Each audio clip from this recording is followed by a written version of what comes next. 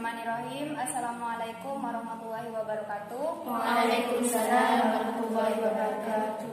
Alhamdulillahirrahmanirrahim. Assalatu wassalamu ala asrofil anbiya'i wal mursalin Sayyidina Muhammadi wa ala alihi wa sahbihi ajma'in. Amma ba'du. Pertama, marilah kita panjatkan puji syukur kehadirat Allah Subhanahu wa taala yang telah memberikan kita nikmat sehat serta pada hari ini kita bisa berkumpul di tempat yang penuh membarokah ini. Amin. Amin. Kedua kalinya salawat serta salam marilah kita panjatkan kehadirat Nabi Muhammad SAW yang telah membawa kita dari alam jahiliyah menuju alam Islamiyah dengan adanya ad-dinul Islam. Langsung saja di sini kakak akan menjelaskan tentang doktrin sosial media di lingkungan pesantren. Dari adik-adik ini, apakah kalian tahu apa itu sosial media? Mungkin ada salah satu yang bisa menjawab. Suatu sarana untuk berkomunikasi. Ada lagi?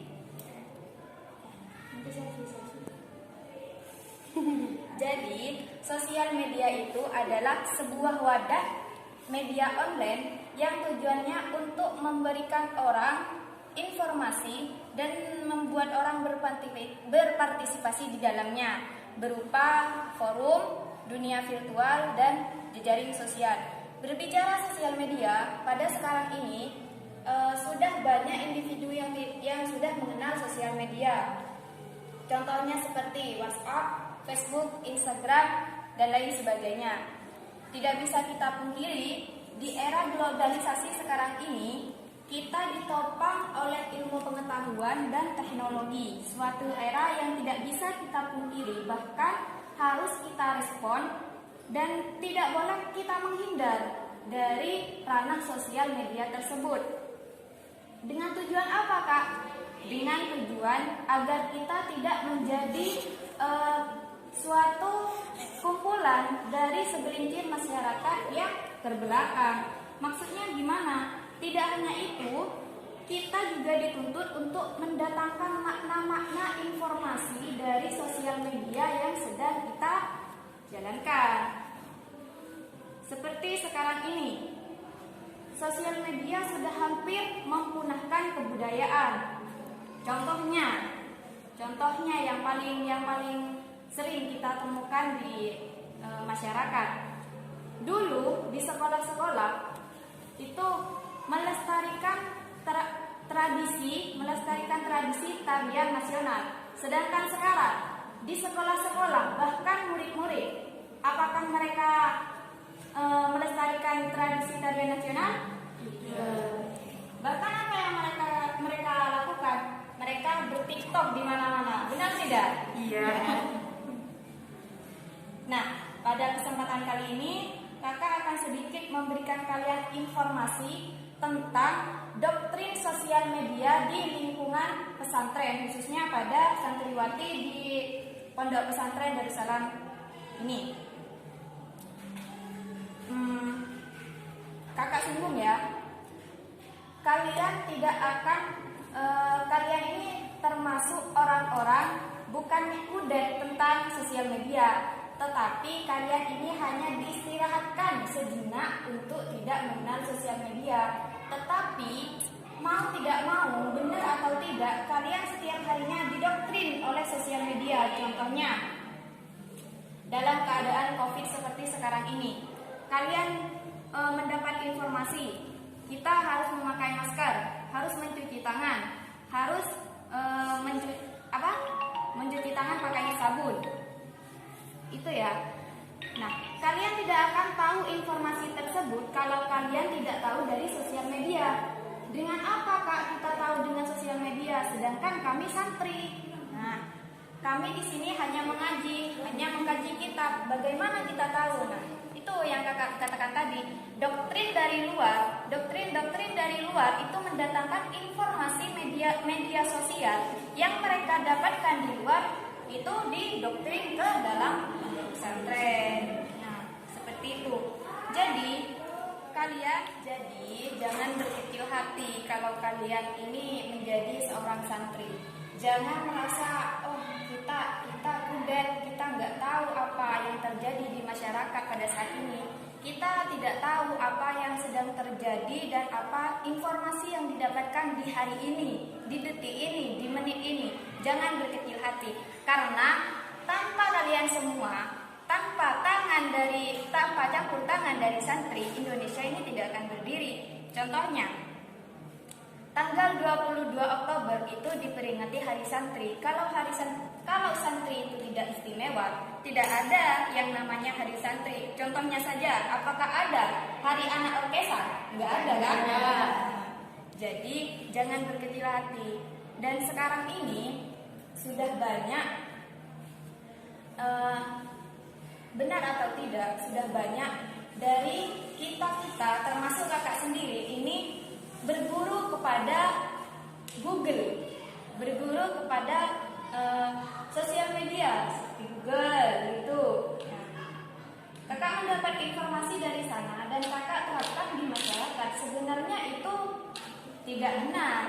Nah, jadi beruntung untuk kalian yang belajar di pondok pesantren, kalian mendapat bimbingan langsung dari guru, kalian mengkaji langsung dari guru. Untuk menjadi pandai itu tidak harus membaca buku tebal. Untuk menjadi pandai tidak harus memiliki wawasan yang luas dari media sosial. Nah, untuk mendapat semua itu kalian bisa dapat dari pesantren. Beruntunglah kalian yang belajar dengan guru yang rujukan kitabnya jelas, yang keturunannya jelas, yang lulusan guru kalian itu jelas. Kalau di Google itu lulusan mana? Nah, Google itu ambil rujukan dari mana? Kita nggak tahu. Di Google itu hanya ada WhatsApp, terus ada laman-laman plagiasi yang itu tidak bisa dipertanggungjawabkan. Sedangkan kalau di pondok pesantren kalian mempunyai guru yang sudah jelas keturunan siapa, yang sudah jelas mengkaji kitab apa, rujukannya dari mana, itu sudah jelas, dan itu yang akan mendatangkan barokah dari ilmu yang kalian pelajari pada saat ini. Dengan doktrin dari luar sangatlah pesat, dimanapun, kapanpun, dan dengan siapapun kita itu berinteraksi. Nah, contohnya lagi, sekarang itu apa?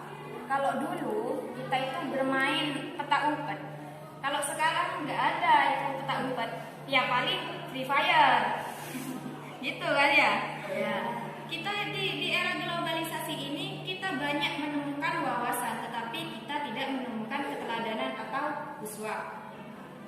Jadi pesan kakak, sosial media mendatangkan dampak negatif dan positif, tergantung manusianya. Bagaimana manusianya itu mengaplikasikan media sosial tersebut.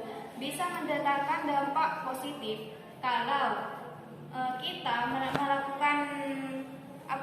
melakukan sharing di media sosial itu dengan benar, tapi kita juga memperoleh nilai negatif kalau kita itu mempergunakan sosial media secara tidak benar. Nah, tergantung dari manusianya sendiri. Kembali kepada itu.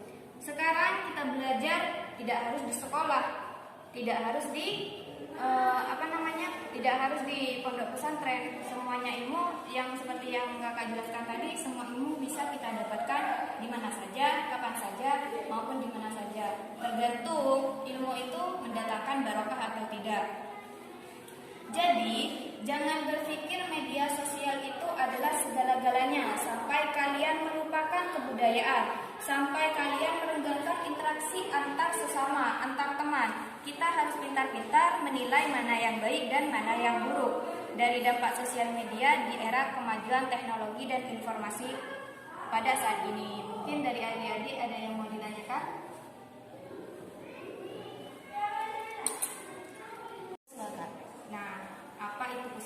Jadi uswah ini adalah keteladanan kita, kalau kita berkumpul-kumpul itu mengedepankan uswah, mengedepankan keteladanan, mengedepankan persaudaraan antara sesama teman, tidak membanding-bandingkan antara teman yang satu dengan teman yang lain, tetapi di materi yang kakak jelaskan tadi itu tidak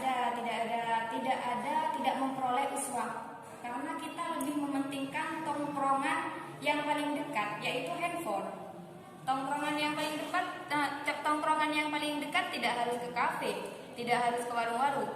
Bahkan 3 jam kita tidak memegang handphone, itu rasanya ada yang kurang. Benar begitu? Jadi pada sekarang ini uswah itu, keteladanan itu sudah jarang kita dapatkan, sudah jarang kita temui di ranah masyarakat pedesaan ini. Gitu ya. Ada lagi yang mau bertanya?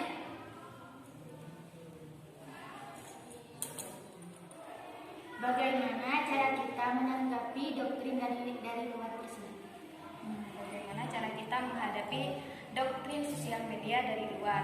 Nah, dengan cara kita membedakan dulu itu doktrin yang benar atau tidak, doktrin yang baik atau buruk itu. Kalau seumpamanya informasi yang kalian dapat dari luar itu menyebabkan kalian itu buta terhadap pengetahuan yang ada di pondok pesantren, itu lebih baik tidak usah diterapkan. Nah, kalau sebaliknya, kalau informasi yang kalian dapat dari sosial media itu menguntungkan dan kalian telaah lebih dalam, oh informasi ini menguntungkan bagi saya dan teman-teman saya, boleh kalian itu menginformasikan kepada teman bahwa kalian itu mendapat doktrin dari luar yang sekiranya itu tidak menjadikan dampak negatif bagi kesantrian kalian. Jadi tidak mencoreng nilai tertinggi dari kesantrian kalian seperti itu.